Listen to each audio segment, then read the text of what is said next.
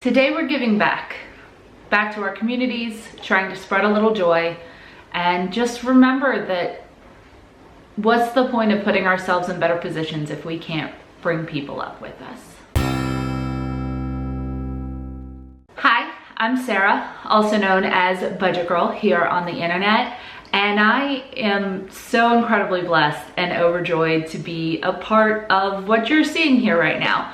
I somehow was able to recruit 30 YouTubers to join me in this random act of kindness challenge today. We are going out into our communities and trying to spread some love, joy, and just improve the world that's right around us just a little bit. So my budget for today is $100, and I'm gonna try to go do some good.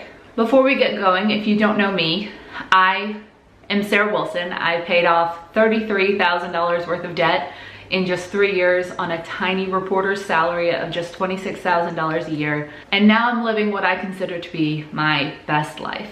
I am free financially. I have more than enough money to cover my expenses and save for my future and make sure that I'll have a good one. And I now have the resources to help people around me, and I intend to do it. When I was in debt, I was really scared. I had just lost my job. I felt hopeless, and I remember what it was like to not have much. It wasn't that long ago. It was a really short amount of time ago. I want people to feel the peace that I have now. It took a lot of hard work and a strict budget, but I believe that you can do it too, and I want to help you along the way. So I make videos here on YouTube every single week about how to live your best life, pay off debt, and become financially fearless. If you would like to be a part of that, I'd love it if you liked this video and subscribed.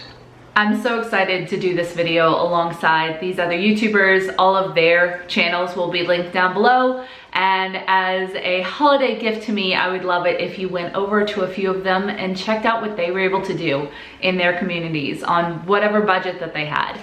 This is about giving back. I also would like to challenge you to do something with whatever budget you have available to you to lend some love to some people in your hometown.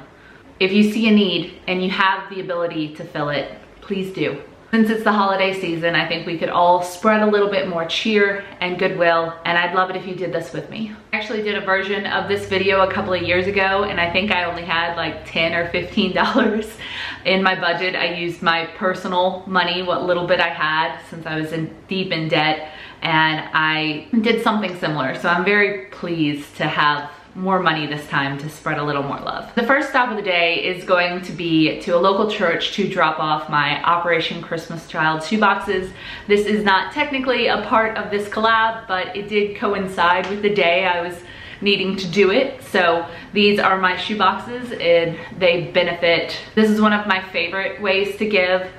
Samaritan's Purse sends these shoeboxes to needy children all over the world, help spread the word of God and show them that they are not alone. This is the first year I've been able to do 4 boxes, and I packed them to the brim for 4 little girls ages 5 through 9. So I'm dropping them off today and hoping they go to the perfect little girls who need what's inside. I'll link some information about Operation Christmas Child below, as well as the video I did on what's in my shoeboxes this year if you need a little inspo or would like to donate to the company. My next stop is to some of my local libraries. This is one of my favorite kind of sneaky ways to give anonymously. I have a passion for personal finance and just help encourage someone who's checking out some of these financial books by leaving them a little note and telling them that it's worth the journey and that kind of reward them for trying to better their finances and hopefully make their day a little bit. While I'm here, I'm also going to put some dollars into kids' books,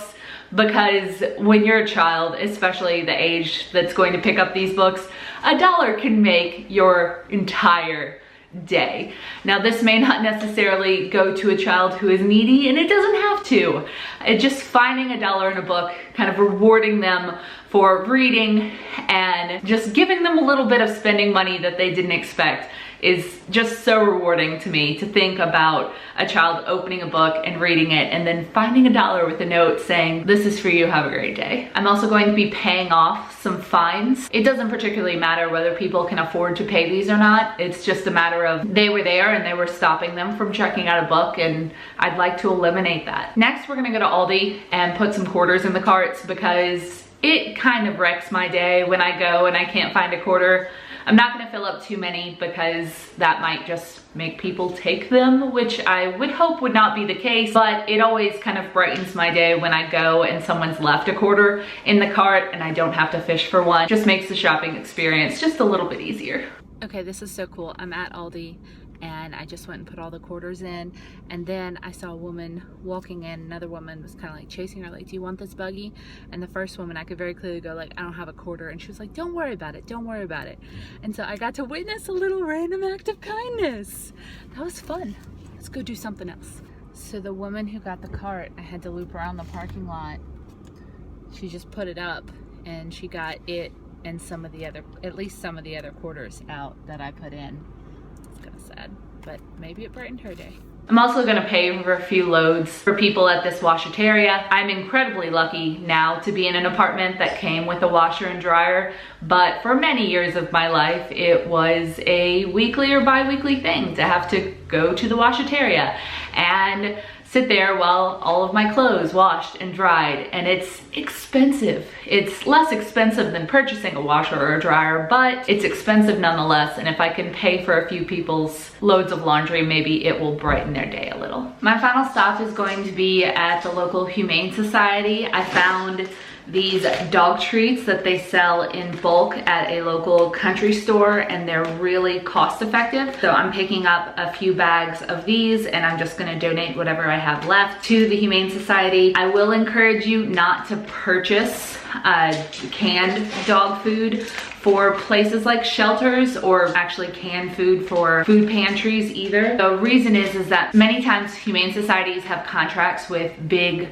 brand dog food companies, so they get a significant discount and also are able to keep the food very normalized so it won't upset the dog stomachs. Often places like Humane Societies will have a giving page on their website where they say what they have a need for. You know, they need towels, or they need this brand of food, or they don't take raw hides, that kind of thing. So I would encourage you to check out what your shelter needs before going and purchasing anything like that. My shelter does say that they need dog treats of any brand, so I'm gonna bring those to them. Also, a similar situation is the way that food pantries operate. If you're cleaning out your pantry and want to donate, make sure that the items that you're donating are not expired. They cannot serve expired food. And if you're trying to give to a local food bank or pantry, your dollars go a lot further if you just donate the money versus going and purchasing canned goods. The reason is I've volunteered at food pantries before, and they're able to get food at a crazy low cost from network distributors that work with companies and do overstock. So your dollar is a lot better spent just giving it to them to purchase food on their own. They can also purchase fresh food for people than going to the store and purchasing some canned goods and then dropping those off. They will appreciate it either way, but if you want your donation to feed the most people and go the furthest, that's the way you should do it. I brought out the dog treats and Rory is very, very interested in them. These are for the shelter puppies, but come here, you can have one. You were a shelter puppy.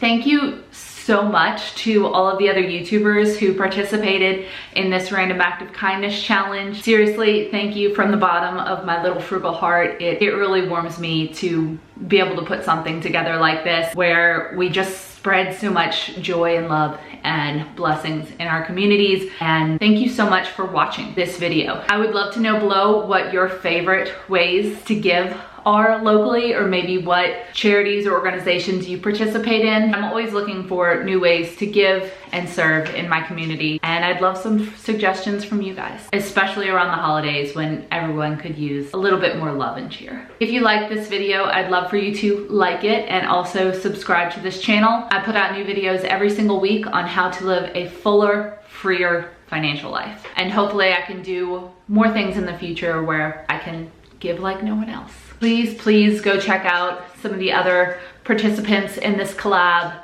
I am probably going to binge watch every single one of them and likely cry. I hope this video encourages you to give and to serve, and if you see a need, to try to fill it the best way that you can. Thank you so much for watching. I'll see you next time.